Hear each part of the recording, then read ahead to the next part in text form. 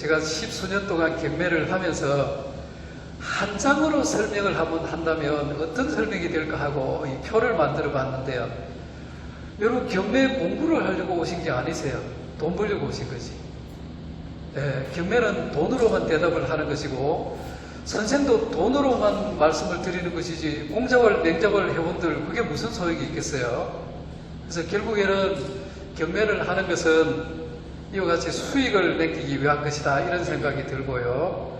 간단하게 한번 말씀을 드리면, 자, 경매는 이 건물의 소유자가 돈이 필요해서요. 돈이 필요해서 돈을 빌리게 되면 채무자는 채권자에게, 돈을 빌려준 사람에게 담보를 제공하고요. 정해진 날짜에 못 갚으면 채권자는 이 담보 물건을 법원에 경매 신청을 해요. 그러니까 파는 과정인데, 우리는 대다수 부동산 처분을 할 때는 어디를 통해서 파는 거죠? 중개사무소를 통해서.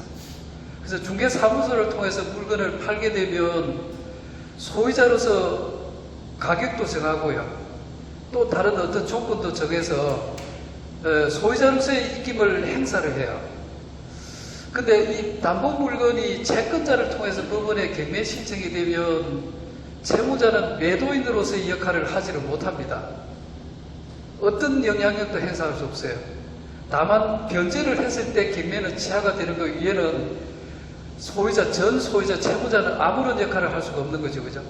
그러니까 그 파는 행위를 법원에서 다 간장해요.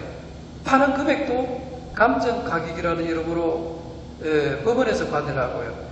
파는 전 과정을 법원에서 다 결정을 해요. 이러면 뭐가 문제가 됩니까? 매도자와 매수인이 시장 가격으로 처분을 하는 게 아니라 법원에서 강제적으로 처분을 하기 때문에 가격이 폭락을 해요. 나중에 데이터 하나를 보여드리겠지만 5억 원짜리가 7천만 원까지 곤두박질을 쳐도 매도인은 아무런 역할을 할 수가 없어요. 그 이제 강제 집행이라는 경매 절차죠. 그죠? 근데 이제 입찰을 하는 사람은 뭐까지 해야 되느냐면 소유자의 역할까지 다 해야 돼요. 소유권을 취득을 하는 데 있어서 내가 만약에 이 물건을 취득을 하게 되면 소유자로서 어떤 수익을 누릴 것인가 하는 것도 판단을 해야 되고요. 낙찰이 되는 전 과정을 입찰을 하시는 본인이 다 결정을 해야 되는 거죠. 그죠? 그래서 물건을 법원에서 해놓은 조사한 대로 파악을 하시면 안 돼요. 법원에서는 물건에 대한 하자에 대해서 법원에서 처분을 하고도 전혀 책임을 지질 않습니다. 그러니까 낙찰자가 사전에 현장 탐사해서 물건 전반을 살피고요. 그 다음에 이 물건이 돈이 될 건지를 전반적으로 살펴서 입찰을 하고요. 그 결과에 대한 책임도 다 본인이 져야 되는 거죠. 네, 이런 문제가. 그 다음에 낙찰을 받게 되면은 수익의 문제가 발생될 건데요. 이것도 매수를 하는 낙찰자가 판단을 해야 되는 거죠. 그래서 우리는 낙찰자 이렇게 하지만 2006년도에 법이 바뀌어서 민사집행법에서는 사실은 낙찰자를 하지 않고 매수인이라고 합니다. 그러니까 매수인이 전적인 책임을 지고 입찰을 하는 거죠. 그 다음에 낙찰을 받아서 이것을 어떻게 해서 돈을 만들 것인가 하는 것도 낙찰자가 판단을 해야 돼요. 그래서 하나는 제3자한테 매각을 하는 거지만 저는 이것을 별로 좋아하지 않습니다. 낙찰을 받아서 제3자한테 팔릴 것이다 하는 희망을 가지고 입찰을 하시면 안 돼요. 제가 아마 한 12년 동안에 한 1300건 정도를 낙찰받은 것 같은데, 제가 낙찰받은 물건은 글쎄요 2-3개월 안에 다 거의 처분이 다 된 것 같아요. 해결이 안 된 물건이 한 12년 동안에 한 3건이 있기는 있어요. 저도 뭐 다 성공한 것은 아니고 실패의 물건이 있는데, 그 물건은 어찌 보면 저하고 협의도 없이 일방적으로 들어가서 그래요. 그 3건을 제외하고는 이미 낙찰받고 2-3개월 안에 다 거의 해결이 다 돼요. 자, 이 얘기를 한번 생각해 봅시다. 안성욱이가 요술을 부리는 거냐? 아니에요. 제가 무슨 요술을 부리겠어요. 그죠? 입찰을 할 때 이 물건의 90%는 매수인을 정해놓고 입찰을 하면 되죠.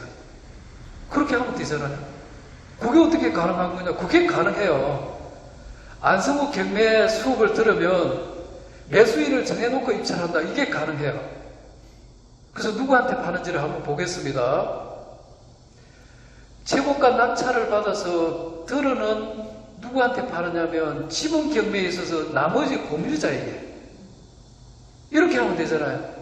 자, 오행제가 부모님한테서 상속을 받았는데 큰오빠가 사업을 하다가 큰오빠 지분만 경매 나왔어요. 이것을 낙찰을 받으면 이거 일반인한테 팔지를 못해요. 그 지분 쪼가리를 누가 사겠어요? 공인중개사에 내놓으면은 매물로 접수조차도 안 받아져요. 근데 큰오빠 물건일 때는 형제가 나서지를 않는데, 그죠? 큰오빠 물건을 경매가 나와서, 지분 경매가 나와서 낙찰을 받았더니 그날부터 큰오빠를 걱정하는 엄마가 밥을 안 먹고 시금을 전폐하고 덜어놓는다 하면은 나머지 형제들이 그 물건을 어떻게 하겠어요? 엄마야, 큰오빠고 엄마는 죽든지 말든지 나하고는 상관없어. 이렇게 할 것인지, 아니면 큰오빠는 밉지만은 우리 어머니를 위해서 이 물건을 다시 사줄 것인지, 이것을 생각하면 되는 거잖아요. 그 안성호 경매는 이런 경매입니다. 2012년도에 여성문화회관 쪽에서 경매 수업을 하다가 보니까 집행이 안 돼요. 좀 더 고급 과정을 수업을 받고자 해서 학원을 2010년도에 열었는데, 그 당시에 뭐 아파트 이런 쪽에 기웃거리 보니까 할 만한 물건이 없어요. 그래서 누구도 관심을 가지지 않는 쪼가리 물건을 한번 돈을 만들 수 있는 방법이 없을까 해서 제가 개발한 것이 지분경매였어요.